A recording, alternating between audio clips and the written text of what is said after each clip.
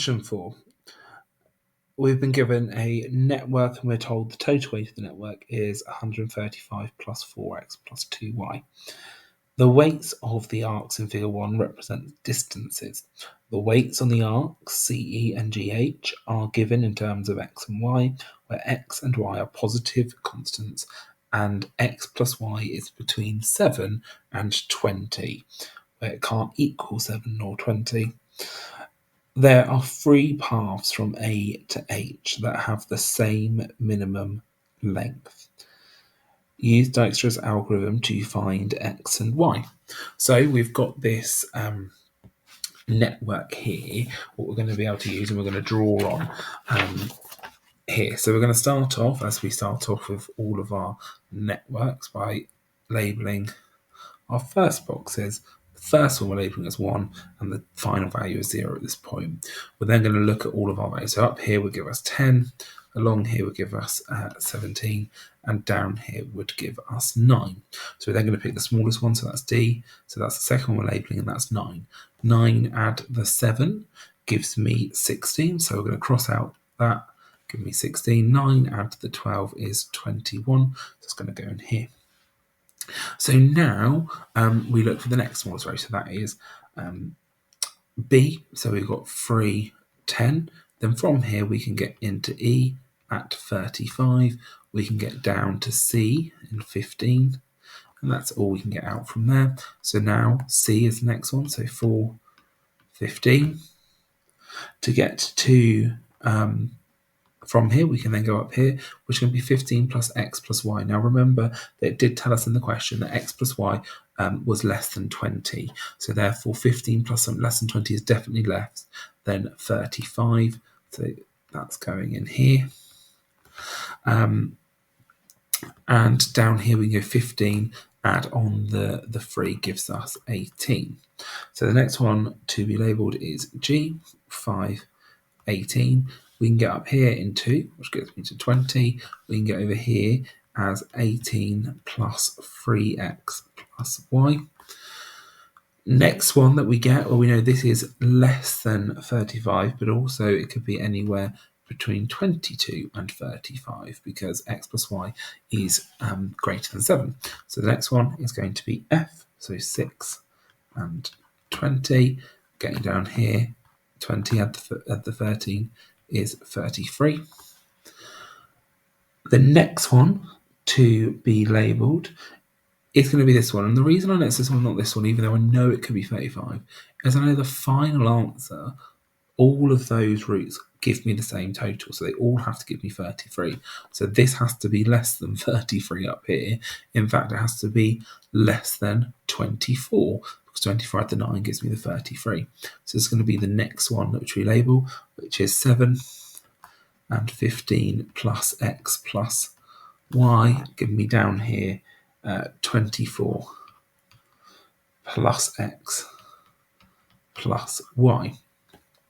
We had to use this to then try and find our value of x and y, and we know that those 3 things there, that 18 plus 3x plus y, the 33 and the 24 plus x plus y, all equal the same amount. So we can go ahead and we can go and solve these simultaneous equations, because I know that 18 plus 3x plus y is equal to 33. That leads me to an equation of 3x plus y is equal to 15 by rearranging. And I also know that 24 plus x plus y is equal to 33. And that leads me to an equation of x plus y is equal to 9. So now using those, if I call it equation 1, equation 2, if we subtract them, we get 2x is equal to 15, take away the 9 is 6. So therefore x is equal to 3. Substituting back in, we know x plus y is equal to 9, so y is equal to 6. The next section says an inspection route starting at A and finishing at H is found. The route traverses each arc at least once and is of minimum length. State the arcs which are traversed twice.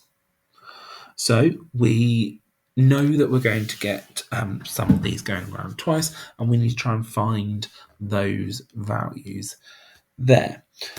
So to be able to help us with this, we just need to have a little look at our network and see how we can travel around here. So if I am looking, I'm going to do a bit of a quick inspection. I need to get from A to H. I need to go through every single one of these lines at least once. So if I just go up here, then I go down, and then I get back here. So now I've done those three once, and then I can go again, and I can go down here, up here, and I'm back at C. So if I then go up here, so I can try and get to E, go across to B, and go back down to C. So I've covered that line twice. And then I need to try and complete another loop. So I'm going to go down here, along here, and then back up here. So again, we've now done this one twice. We're back at C. So now I can go along here. I'm at F. I can go up to E, down to H, back to F, down to G, and then back up to H again. So all of those ones I've done once, but BC and DC I have covered twice. So they are the two which I would have gone over twice in this case. So let's put that on here. So BC and CD. Then for part C, it says, state the number of times the vertex C appears in the inspection room. So if we just have a little look back at our diagram that we had up here. So we had A, B, C, that's once. D, C, gets me back here. Then we're going to go up to E, B, C again. G, D, C, and then eventually we're leaving C and we're going around all the other ones. We're not going to go and visit C again. So 4 times. So vertex C would appear 4 times.